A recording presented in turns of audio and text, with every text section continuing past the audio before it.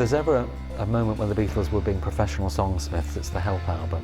Now, in retrospect, John Lennon always used to say that the song Help was his great cry from the heart, and I was screaming out for help and nobody could hear me.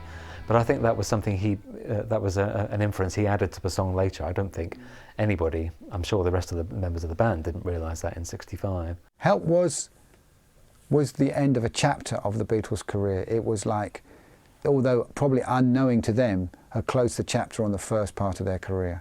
Help came at the end of pretty much 2 years of solid touring for the Beatles, and as the title would suggest, John Lennon was quite keen that somebody stop the merry-go-round and let him off. They've had this success for a few years, and I think a lot of it was getting to them. They couldn't go anywhere without being seen and bothered and disturbed.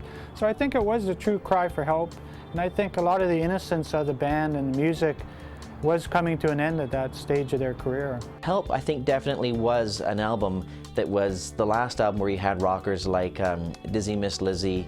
They had more years of experience as songwriters behind them. They had a bit more time now to experiment more in the studio. They became quite powerful within the record company because they were selling lots of records, and they could do a little bit more of what they wanted to do. And consequently, what they'd been up to in their private life was then coming out in the making of the records. Now, the Help album has also got Yesterday on, which is the most covered song in history still, I think, and probably will be forever. An immaculate piece of songwriting. I have no idea where it came from. Paul McCartney has no idea where it came from. Various people have tried to find the melody in old songs by Nat King Cole or old bits of classical music.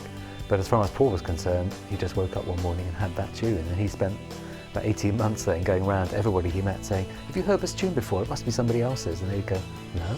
Oh, okay." And then he ended up with the song. Well, Yesterday is certainly one of the most, if not the most, celebrated of all the Beatles songs. Well, I think that was kind of a kind of crucial moment in the Beatles' career, really, where people realised that they were not just the four mop tops, they really were masterful songwriters. And of course it attracted a whole other area of audience, a lot of other people who might not have listened to a Beatles record suddenly thought, oh, that's nice, that's different. Even though it can be considered sort of a middle-of-the-road song, it was covered by so many different people, you know, it really was a hallmark song for the Beatles because they were a rock and roll band, and here was a rock and roll song using a string quartet in it. The reason everyone fawned over Yesterday is because it's the first time they used strings. Simple. It's the first time an orchestra started on, and they started to expand their musical ideas, and that's why everyone goes for it. The Beatles have written a ballad. Basically, that's because people haven't listened to the other albums, because there's a few in there.